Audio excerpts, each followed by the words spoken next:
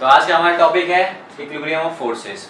तो ये इक्विलिब्रियम जिसको हिंदी में संतुलन बोलते हैं, ये होता क्या है। जैसे हमारे पास कोई एक बॉडी दी हुई है, इस बॉडी का एक ये सेंटर ऑफ मास है, इसके अलोंग मान लीजिए हमारे पास कितनी भी फोर्सेस, ठीक है, लेकिन दो से ज्यादा होनी चाहिए। दो से ज्यादा कितनी भी फोर्सेस एक्ट कर रही हैं और इन सारी फोर्सेस को मिलाने के बाद अगर हम इन सारी फोर्सेस की वजह से इफेक्ट इस बॉडी पे देखें तो ये सारी फोर्सेस एक दूसरे को कंप्लीटली बैलेंस कर देगी। जितनी भी फोर्सेस हैं इस बॉडी पे जो आपको दिख रही हैं, यहाँ पे 5 मैंने बनाए, ये सारी फोर्सेस आपस में एक दूसरे को बैलेंस कर देंगी। तो इस टाइप इस चीज को हम कहते हैं कि ये बॉडी स्टेबल है, ठीक है। मतलब इसमें जितनी भी फोर्सेस का सम है वो हमारा जीरो हो जा रहा है। ये सारी फोर्सेस की वजह से इस बॉडी पे नेट इफेक्ट जीरो है। मतलब इन सारी फोर्सेस की वजह से जो रिजल्टेंट हमारा है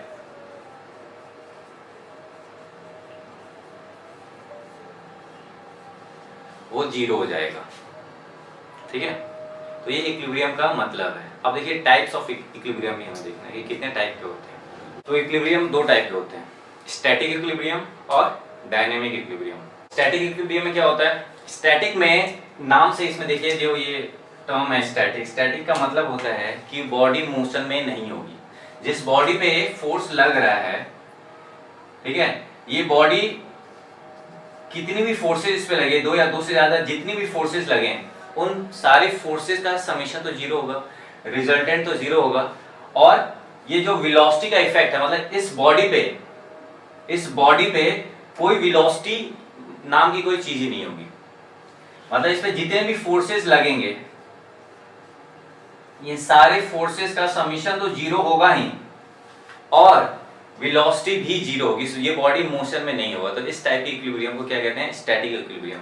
डायनेमिक नाम से भी आपको पता है, डायनेमिक क्या मतलब होता है, डायनेमिक का मतलब होता है कि बॉडी चल रही है, ठीक है। तो एक टर्म आता है यूनिफॉर्म वेलोसिटी, पहले इसको समझ लेते हैं, उसके बाद डायनेमिक इक्विलिब्रियम को देखेंगे। तो यूनिफॉर्म वेलोसिटी क्या होता है, यूनिफॉर्म वेलोसिटी का मतलब होता है कि ये जो बॉडी कोई है, अगर ये चल रही है किसी स्पीड से, कोई भी स्पीड, वेलोसिटी v, तो वो हमेशा कांस्टेंट रहेगा। मतलब अगर हमने टाइम इक्वल टू 0 से शुरू किया और वेलोसिटी हमने एक वैल्यू दे दी, मान लीजिए कोई एक वैल्यू दे दी 5 मीटर पर सेकेंड, तो अगर हम टाइम इक्वल टू 1 घंटे बाद भी देख रहे हैं तो इसकी वेलोसिटी 5 मीटर पर सेकेंड ही रहेगी। तो इस टाइप की वेलोसिटी को क्या बोलते हैं, यूनिफॉर्म वेलोसिटी। और बाकी इसकी जो डिटेल स्टडी है वो आगे के चैप्टर में हम फिर से पढ़ेंगे। इसका जो ग्राफिकल रिप्रेजेंटेशन है इसका कैसे होता है वो भी हम देखेंगे। लेकिन अभी तक के लिए आपको बस ये समझना है कि जो वेलोसिटी है, किसी बॉडी को एक वेलोसिटी मिल गई, ठीक है, फोर्स की वजह से एक बार मिल गई, उसके बाद उसकी वेलोसिटी आगे कभी बढ़ नहीं रही है, ठीक है। तो उस टाइप की वेलोसिटी को क्या कहेंगे, यूनिफॉर्म। यूनिफॉर्म मतलब कांस्टेंट वेलोसिटी, मतलब एक ही वेलोसिटी से वो बॉडी आगे चलती जा रही है। तो स्टैटिक में आपने क्या देखा कि वेलोसिटी जीरो है।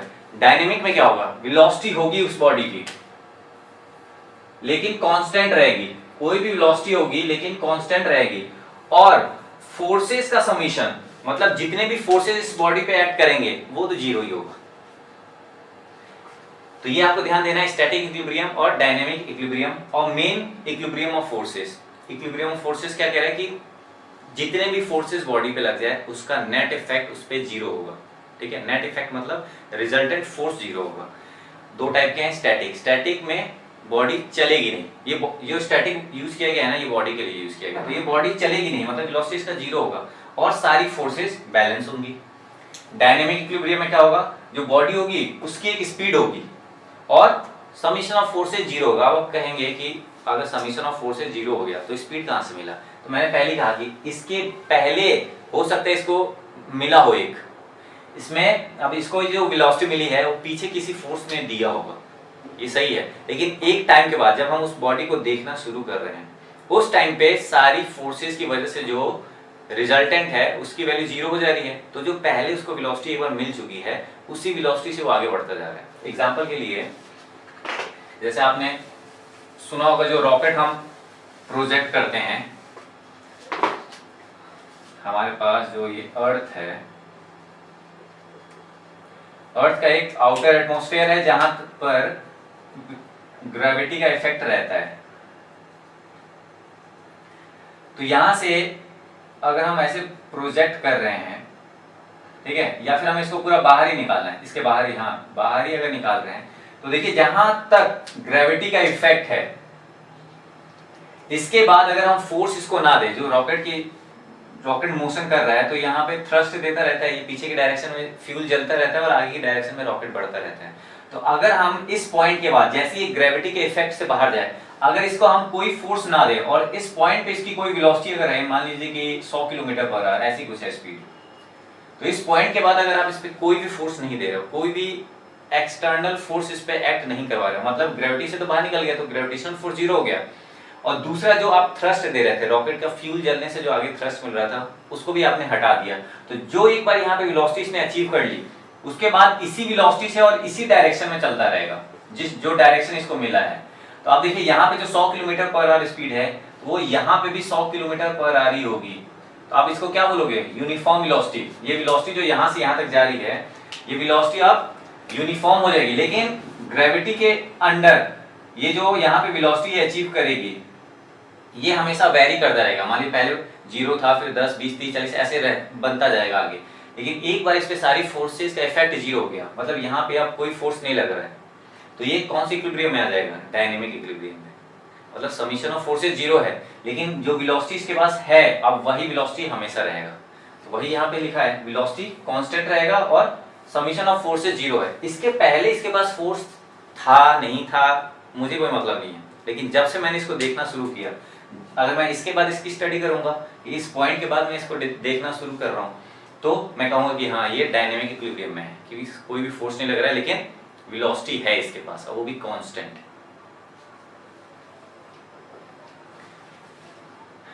तो ये समझ आया, स्टैटिक और डायनेमिक इक्विलिब्रियम, ये इक्विलिब्रियम ऑफ फोर्सेस के दो टाइप्स हैं। कोई क्वेश्चन इसमें? मिटा रहा हूं, ऐसे कुछ लिखा ही ना। सर डायनामिक्स को थोड़ा सा जरा बता दीजिए। क्या कह रहे हैं? डायनामिक्स इक्विलिब्रियम को थोड़ा जरा। डायनेमिक में वेलोसिटी कांस्टेंट रहेगी और जितनी भी फोर्सेस इस पे लग रही हैं उसका समीशन 0 होगा, या तो फोर्स लगे ही ना, समझ आ रहा है, या तो फोर्स लगे ही ना तब इक्विलिब्रियम है, या फोर्स लगे तो आपस में एक दूसरे को कट कर दे।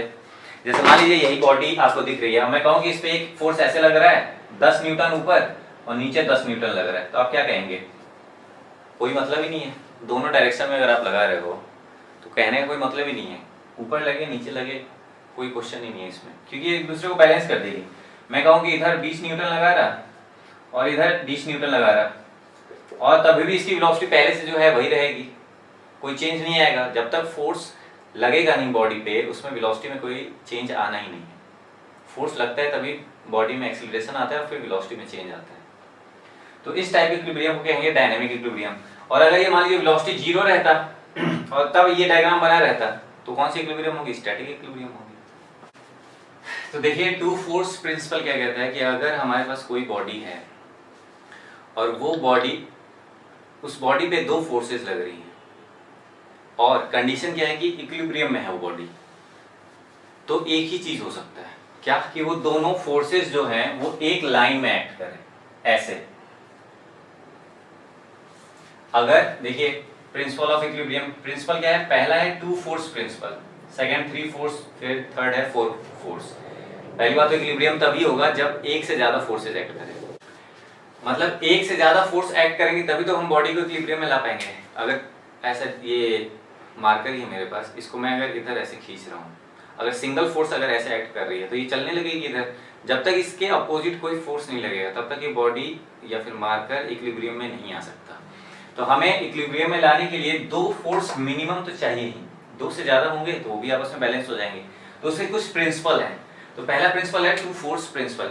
ये प्रिंसिपल ये कहता है कि अगर कोई एक हमारे पास बॉडी है, उस पर दो फोर्स एक्ट कर रहे हैं और वो बॉडी इक्विलिब्रियम में है,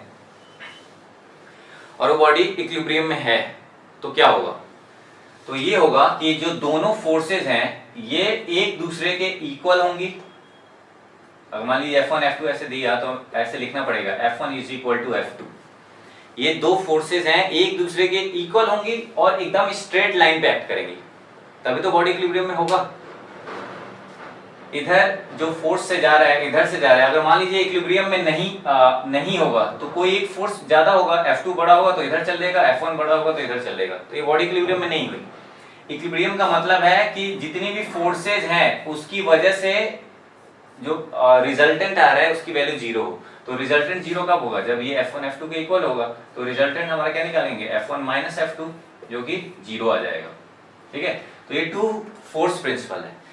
3 फोर्स प्रिंसिपल क्या कहता है?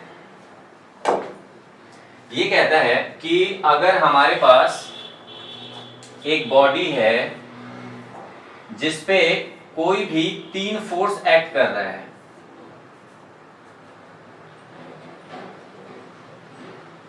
F1 F2 F3, ठीक है, और ये बॉडी पहली बात तो इक्विलिब्रियम में है, 3 फोर्स एक्ट कर रहा है और ये बॉडी इक्विलिब्रियम में है, तो किसी भी 2 फोर्स का जो रिजल्टेंट होगा, किसी भी 2 फोर्स का, या तो F1 F2 का हो जाएगा, F2 F3 का हो जाएगा, या फिर F3 F1 का हो जाएगा, किसी 2 फोर्स का जो रिजल्टेंट होगा वो हमेशा थर्ड वाले फोर्स के अपोजिट होगा।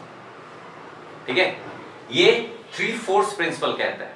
क्या कहता है कि अगर बॉडी हमारे पास एक है, उस पर 3 फोर्स एक्ट कर रही हैं, बॉडी इक्विलिब्रियम में है, तो किसी 2 की वजह से जो रिजल्टेंट आएगा वो रिजल्टेंट तीसरे के एकदम अपोजिट होगा और इक्वल होगा। रिजल्टेंट की बात हो रही है, तो रिजल्टेंट जैसे मान लीजिए इसमें निकालना होगा, मैं मान लीजिए कि मैं कह रहा कि F1 F3 को ले रहा हूं, तो इसके कंपोनेंट हम निकालेंगे किसके परपेंडिकुलर? F2 के परपेंडिकुलर ऐसे हम बनाएंगे। F1 का कंपोनेंट इस डायरेक्शन में और दूसरा F2 का इस डायरेक्शन में, F2 के डायरेक्शन में, F3 का इस डायरेक्शन में और F3 का इस डायरेक्शन में। तो यहाँ पे आपका F1 का कोई कंपोनेंट आएगा और F3 का आएगा। जैसे मान लीजिए मैंने लिया θ1, तो ये F1 cos θ1 और ये F3 ये वाला मान लीजिए मैंने लिया θ2, तो ये F3 sin θ2 और ये F3 cos θ2 और ये F1 sin θ1। तो ये वाले दोनों एक दूसरे को बैलेंस करेंगे ही, और ये वाला जो 2 है ये F2 को बैलेंस करेगा ही, अगर ये बॉडी इक्विलिब्रियम में है तो। अगर बैलेंस नहीं कर रहा तो इक्विलिब्रियम में नहीं होगा। तो अगर क्वेश्चन में कहा है कि 3 फोर्सेज है और वो इक्विलिब्रियम में है, तो ये कंडीशन सेटिस्फाई होनी ही है। इसके ये वाले कंपोनेंट एक दूसरे को बैलेंस कर देंगे और इधर का जो 2 समीशन आएगा वो F2 को बैलेंस करेगा। तो मैं ये नहीं कह रहा कि F2 को ही करेगा, हो सकता है आप किसी 2 को ले लेते। 4 फोर्स प्रिंसिपल ये क्या कहता है? ये कहता है कि अगर हमारे पास कोई एक बॉडी है जो कि इक्विलिब्रियम में है और इस पे 4 फोर्सेस एक्ट कर रही हैं,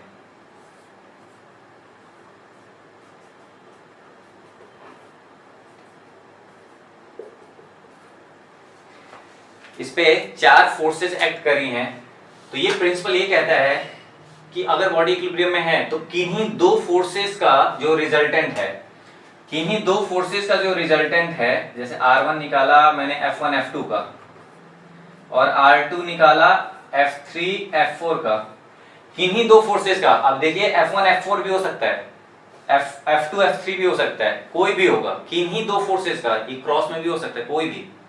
तो 2 फोर्सेस की वजह से जो एक रिजल्टेंट आएगा और 2 फोर्सेस की वजह से दूसरा रिजल्टेंट आएगा, वो दोनों रिजल्टेंट एक दूसरे के अपोजिट आ जाएंगे और बैलेंस हो जाएंगे। तो ये प्रिंसिपल ये कहता है कि किसी 2 फोर्स की वजह से जो रिजल्टेंट है और दूसरी 2 फोर्सेस की वजह से रिजल्टेंट है वो इक्वल होंगे और अपोजिट हो जाएंगे, तभी तो इक्विलिब्रियम में आ जाएगी ये बॉडी। ठीक है, तो ये 4 फोर्स प्रिंसिपल है।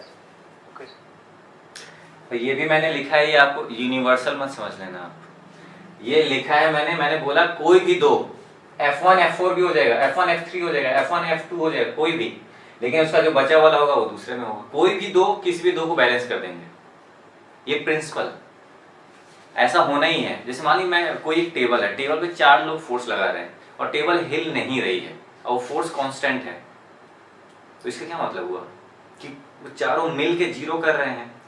इसका मतलब कोई भी 2 एक डायरेक्शन में और कोई भी 2 दूसरे डायरेक्शन में होगा और वो दोनों एक दूसरे को बैलेंस कर रहे हैं। सिंपल। 2 वाले में क्या था? 2 वाले में यही तो था। 2 वाले में जो सिंगल एक इधर लग रहा है और सिंगल एक इधर लग रहा है वो एक लाइन में होगा, कोलिनियर होगा, और वो एक दूसरे को बैलेंस कर रहे हैं, तभी तो वो बॉडी हिलेगी ही नहीं।